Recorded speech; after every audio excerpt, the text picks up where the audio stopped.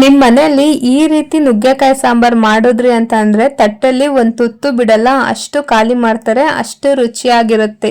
ನೀವಿನ್ನು ನನ್ನ ಚಾನಲ್ನ ಸಬ್ಸ್ಕ್ರೈಬ್ ಮಾಡ್ಕೊಂಡಿಲ್ಲ ಅಂತಂದ್ರೆ ಇವಾಗಲೇ ಮಾಡ್ಕೊಂಡು ಪಕ್ಕದಲ್ಲಿರುವಂತ ಬೆಲ್ ಐಕನ್ನ ಪ್ರೆಸ್ ಮಾಡಿ. ಡೈಲಿ ರೆಸಿಪೀಸ್ ವಿಡಿಯೋಸ್ನ ಅಪ್ಲೋಡ್ ಮಾಡ್ತಾನೆ ಇರ್ತೀನಿ, ನಿಮ್ಗೆ ಮೊದಲು ಸಿಗುತ್ತೆ. ಮೊದಲಿಗೆ ವೀಕ್ಷಕರೇ, ನಾನು ಒಂದು ಕುಕ್ಕರ್ನ ತಗೊಂಡಿದ್ದೀನಿ. ಕುಕ್ಕರ್ ಒಳಗೆ 150 ಗ್ರಾಮ್ ಅಷ್ಟು ತೊಗರಿ ಬೇಳೆ ಹಾಕೊಂಡಿದ್ದೀನಿ, ಅಂದ್ರೆ ಸಾಂಬಾರ್ ಬೇಳೆ ಹಾಕೊಂಡಿದ್ದೀನಿ. ಅದನ್ನ ಚೆನ್ನಾಗಿ ಒಂದು 4-5 ಸಲ ತೊಳ್ಕೊಬೇಕಾಗತ್ತೆ. ನೋಡಿ, ನೀರಲ್ಲಿ ಆ ತರ ಗ್ರೀನ್ ಎಲ್ಲ ತರ ಇದೆಯಲ್ಲ, ಆ ನೀರೆಲ್ಲ ಹೋಗ್ಬೇಕು, ಅಲ್ಲಿವರೆಗೂ ಚೆನ್ನಾಗಿ ತೊಳ್ಕೊಳ್ಳಿ. ತೊಳ್ಕೊಂಡಿದ್ದಾದ್ಮೇಲೆ ಸ್ವಲ್ಪ ರುಚಿಗೆ ತಕ್ಕಷ್ಟು ಉಪ್ಪು ಹಾಕೊಳ್ಳಿ. 1 ಟೇಬಲ್ ಸ್ಪೂನ್ ಹಾಕೊಂಡ್ರು ಆಗುತ್ತೆ, ಲಾಸ್ಟಿಗೆ ನಾವು ಸಮ ಮಾಡ್ಕೋಬಹುದು. ಹಾಗೇನೆ 1 ಟೇಬಲ್ ಸ್ಪೂನ್ ಆಗುವಷ್ಟು ಅರಿಶಿನ ಹಾಕೋತಾ ಇದ್ದೀನಿ. ಇವಾಗ 2 ಲೋಟ ಆಗೋಷ್ಟು ನೀರನ್ನ ಹಾಕೋತಾ ಇದ್ದೀನಿ. ಬೇಳೆ ಚೆನ್ನಾಗಿ ಬೇಯಿಸ್ಕೋಬೇಕಾಗತ್ತೆ, ಅದಕ್ಕೋಸ್ಕರ. ಹಾಗೇನೆ 1 ಟೇಬಲ್ ಸ್ಪೂನ್ ಆಗೋಷ್ಟು ಎಣ್ಣೆನ ಹಾಕೋತಾ ಇದ್ದೀನಿ, ಮೇಲೆ ಉಕ್ಕಿ ಬರ್ದಂಗಿರ್ಲಿ ಅಂತ ಎಣ್ಣೆ ಹಾಕೋತಾ ಇರೋದು. ಇವಾಗ ಕುಕ್ಕರ್ ಮುಚ್ಚಳನ ಮುಚ್ಚಿಬಿಟ್ಟು ನೀಟಾಗಿ 2 ವಿಷಲ್ ಕೂಗೋವರೆಗೂ ಕೂಗಿಸ್ಕೊಬಿಡೋಣ. ಇವಾಗ ನೋಡಿ, ಕುಕ್ಕರ್ 2 ವಿಷಲ್ನ ಕೂಗಿದೆ. ನೀಟಾಗಿ ಬೇಳೆ ಸ್ಮ್ಯಾಶ್ ಆಗೋ ರೀತಿ ಬೇಯಬೇಕಾಗತ್ತೆ. ಸ್ಮ್ಯಾಶ್ ಆಗಿಲ್ಲ ಅಂತ ಅಂದ್ರೆ ನಾವು ಸ್ಮ್ಯಾಶರ್ನ ತಗೊಂಡು ನೀಟಾಗಿ ಸ್ಮ್ಯಾಶ್ ಮಾಡ್ಕೊಳ್ಳಿ. ಈ ರೀತಿ ಸ್ಮ್ಯಾಶ್ ಮಾಡ್ಕೊಂಡಿದ್ದಾದ್ಮೇಲೆ ಬೇಳೆನ ಸೈಡಲ್ಲಿ ಇಟ್ಕೊಳ್ಳೋಣ. ಸೈಡಲ್ಲಿ ಇಟ್ಕೊಬಿಟ್ಟು ಇವಾಗ ಗ್ಯಾಸ್ ಮೇಲೆ ಒಂದು ಬೇರೆ ಪಾತ್ರೆನ ಇಟ್ಕೋತಾ ಇದ್ದೀನಿ. ಅದಕ್ಕೆ ಒಂದು 2 ಟೇಬಲ್ ಸ್ಪೂನ್ ಆಗುವಷ್ಟು ಆಯಿಲ್ನ ಹಾಕೋತಾ ಇದ್ದೀನಿ. ಆಯಿಲ್ ಕಾದಿದ್ದಾದ್ಮೇಲೆ ಸಾಸಿವೆ, ಜೀರಿಗೆ ಹಾಕೋತಾ ಇದ್ದೀನಿ. ಸಾಸಿವೆ ಚಿಟಪಟ ಅಂತ ಸಿಡಬೇಕು, ಜೀರಿಗೆ ಬ್ರೌನ್ ಕಲರ್ ಆಗ್ಬೇಕು.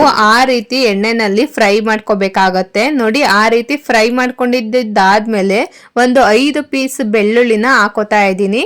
ಅದನ್ನು ಚೆನ್ನಾಗಿ ಫ್ರೈ ಮಾಡ್ಕೊಳ್ಳಿ. ಹಾಗೇನೆ ಒಂದು 3 ಒಣಮೆಣಸಿನ್ಕಾಯಿನ ಮುರಿದ್ಬಿಟ್ಟು ಹಾಕೋತಾ ಇದ್ದೀನಿ. ಸ್ವಲ್ಪ ಕರ್ಬೇವಿನ ಸೊಪ್ಪನ್ನ ಹಾಕೊಂಡು ಚೆನ್ನಾಗಿ ಫ್ರೈ ಮಾಡ್ಕೊಳ್ಳಿ. ಅದು ಫ್ರೈ ಆಗಿದ ತಕ್ಷಣನೇ ಒಂದು ಈರುಳ್ಳಿನ ಹಾಕೋತಾ ಇದ್ದೀನಿ, ಮೀಡಿಯಂ ಸೈಜಲ್ಲಿ ಹೆಚ್ಕೊಂಡು. ಅದನ್ನು ಕೂಡ ಚೆನ್ನಾಗಿ ಹಸಿ ವಾಸನೆ ಹೋಗೋವರೆಗೂ ಈರುಳ್ಳಿನ ಫ್ರೈ ಮಾಡ್ಕೊಳ್ಳಿ. ಈರುಳ್ಳಿ ಹಸಿ ವಾಸನೆ ಹೋಗಿ ಚೆನ್ನಾಗಿ ಫ್ರೈ ಆಗಿದ್ದಾದ್ಮೇಲೆ 1 ಟೊಮೊಟೊ ಅಥವಾ 2 ಟೊಮೊಟೊ, ದಪ್ಪ ಇದ್ರೆ 1 ಟೊಮೊಟೊ ಸಾಕಾಗುತ್ತೆ. ಸಣ್ಣ ಟೊಮೊಟೊ ತಗೊಂಡಿದ್ರೆ 2 ಟೊಮೊಟೊ ಈ ರೀತಿ ಸಣ್ಣದಾಗಿ ಹೆಚ್ಕೊಂಡ್ಬಿಟ್ಟು ಹಾಕೋಬೇಕಾಗತ್ತೆ. ಟೊಮೊಟೊನು ಕೂಡ ಹಸಿ ವಾಸನೆ ಹೋಗಿ ಚೆನ್ನಾಗಿ ಎಣ್ಣೆನಲ್ಲಿ ಫ್ರೈ ಮಾಡ್ಕೋಬೇಕಾಗತ್ತೆ. ಅದು ಹಸಿ ವಾಸನೆ ಇರಬಾರ್ದು, ನಾವು ಅದು ಬೇಯಿಸ್ಕೊಂಡಿಲ್ಲ ಅಲ್ವಾ, ಅದಕ್ಕೋಸ್ಕರ ಎಣ್ಣೆನಲ್ಲಿ ಕರಗೋ ಥರ ಚೆನ್ನಾಗಿ ರೋಸ್ಟ್ ಮಾಡ್ಕೊಳ್ಳಿ. ಆ ರೀತಿ ರೋಸ್ಟ್ ಮಾಡ್ಕೊಂಡ್ರೆ ಹಸಿ ವಾಸನೆ ಬರೋದಿಲ್ಲ. ಸಾಂಬಾರಲ್ಲೂ ಅಷ್ಟೇ ಟೊಮೊಟೊ ಚೆನ್ನಾಗಿ ಕರಗುತ್ತೆ. ಇವಾಗ ನುಗ್ಗೆಕಾಯಿನ ಹಾಕೋತಾ ಇದ್ದೀನಿ. ನೋಡಿ, ನಾನು ಇಷ್ಟುದ್ದಕ್ಕೆ ಈ ಸೈಜಲ್ಲಿ ಕಟ್ ಮಾಡ್ಕೊಂಡಿದ್ದೀನಿ. ನಿಮ್ಗೆ ಯಾವ ಸೈಜಲ್ಲಿ ಬೇಕೋ ಆ ಸೈಜಲ್ಲಿ ಕಟ್ ಮಾಡ್ಕೋಬಹುದು. ಇವಾಗ ಅದನ್ನು ಸಹ ಒಗ್ಗರಣೆಯಲ್ಲಿ ಚೆನ್ನಾಗಿ ಬೇಯಿಸ್ಕೊಳ್ಳಿ, ರೋಸ್ಟ್ ಆಗೋವರೆಗೂ. ಇವಾಗ ನಾನು ಸಾಂಬಾರ್ ಪೌಡರ್ನ ಹಾಕೋತಾ ಇದ್ದೀನಿ. ಇದಕ್ಕೆ ಯಾವುದೇ ರೀತಿ ಪೌಡರ್ನ ಹಾಕೊಳ್ಳಲ್ಲ, ಬರೀ ಹಾಕೊಳ್ಳೋದು ಸಾಂಬಾರ್ ಪುಡಿ ಒಂದೇ, ಮನೇಲಿ ಮಾಡಿರುವಂತ ಸಾಂಬಾರ್ ಪುಡಿನ ಹಾಕೋತಾ ಇದ್ದೀನಿ. ಒಂದು 3 ಟೇಬಲ್ ಸ್ಪೂನ್ ಹಾಕೊಂಡ್ರೆ ಸಾಕಾಗುತ್ತೆ. ನಿಮಗೆ ಬೇಕಾದ್ರೆ ಖಾರ ಸ್ವಲ್ಪ ಜಾಸ್ತಿ ಬೇಕು ಅಂತ ಅಂದ್ರೆ 1 ಟೇಬಲ್ ಸ್ಪೂನ್ ಎಕ್ಸ್ಟ್ರಾ ಸಾಂಬಾರ್ ಪುಡಿ ಹಾಕೊಳ್ಳಿ, ಇಲ್ಲ ಅಂದ್ರೆ ಖಾರದ ಪುಡಿ 1 ಟೇಬಲ್ ಸ್ಪೂನ್ ಹಾಕೊಂಡ್ರೆ ಸರಿ ಹೋಗುತ್ತೆ ಖಾರಕ್ಕೆ. ಇವಾಗ ನಾನು ಬೇಯಿಸ್ಕೊಂಡಿರುವಂತ ಬೇಳೆನ ಹಾಕೋತಾ ಇದ್ದೀನಿ. ಇವಾಗ ಅದನ್ನು ಸಹ ಚೆನ್ನಾಗಿ ಮಿಕ್ಸ್ ಮಾಡ್ಕೋಬೇಕಾಗುತ್ತೆ. ಆ ಬೇಳೆ ಇದೆಯಲ್ಲ, ಇನ್ನೂ ಚೆನ್ನಾಗಿ ಬೇಯಬೇಕು. ಇವಾಗ ಚೆನ್ನಾಗಿ ಬೇಯಿಸ್ಕೋಬೇಕಾಗುತ್ತೆ. ಬೇಯಿಸ್ಕೊಳ್ಳೋದಿಕ್ಕೆ ನಾನು ನೀರನ್ನ ಹಾಕೋತಾ ಇದ್ದೀನಿ. ನಾನು ಜಾಸ್ತಿ ನೀರನ್ನ ಹಾಕೋತಾ ಇಲ್ಲ. ಈ ಸಾಂಬಾರು ಗಟ್ಟಿ ಇದ್ರೇನೆ ತುಂಬಾ ಚೆನ್ನಾಗಿರುತ್ತೆ, ಅದಕ್ಕೋಸ್ಕರ ನೀರು ನಾನು ಜಾಸ್ತಿ ಹಾಕೊಳ್ಳೋದಿಲ್ಲ.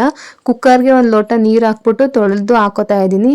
ನೋಡಿ, ಈ ರೀತಿ ಕುದೀತಾ ಇದೆಯಲ್ಲ, ಈ ತರ ಒಂದು 5-10 ನಿಮಿಷ ನೀವು ಚೆನ್ನಾಗಿ ಕುದಿಸ್ಕೋಬೇಕಾಗುತ್ತೆ. ಒಂದು 10 ನಿಮಿಷ ಕುದಿಸ್ಕೊಂಡ್ರೆ ನೋಡಿ ಈ ತರ ಆಗುತ್ತೆ. ನುಗ್ಗೆಕಾಯಿ ಎಲ್ಲ ಚೆನ್ನಾಗಿ ಬೆಂದ್ಕೊಂಡು ಗಟ್ಟಿಗಾಗಿರುತ್ತೆ. ಬೇಳೆನೂ ಅಷ್ಟೇ ಎಷ್ಟು ಚೆನ್ನಾಗಿ ಆಗಿದೆ ನೋಡಿ ಸಾಂಬಾರು. ಯಾವ ಹೋಟೆಲಲ್ಲೂ ಸಿಗೋದಿಲ್ಲ ಈ ರೀತಿ ಗಟ್ಟಿಯಾಗಿರುವಂತ ಸಾಂಬಾರು, ಅಷ್ಟು ರುಚಿಯಾಗಿರುತ್ತೆ. ನೀವು ಕೂಡ ನಿಮ್ಮ ಮನೆಯಲ್ಲಿ ಟ್ರೈ ಮಾಡಿ. ಈ ವಿಡಿಯೋ ಇಷ್ಟ ಆದ್ರೆ ಲೈಕ್ ಮಾಡಿ, ಶೇರ್ ಮಾಡಿ, ನನ್ನ ಚಾನಲ್ನ ಸಬ್ಸ್ಕ್ರೈಬ್ ಮಾಡ್ಕೊಳ್ಳೋದಂತೂ ಮರಿಬೇಡಿ. ಇದೇ ತರ ಈಸಿ ರೆಸಿಪೀಸ್ಗೆ ನನ್ನ ಚಾನಲ್ನ ಫಾಲೋ ಮಾಡಿ. Thank you.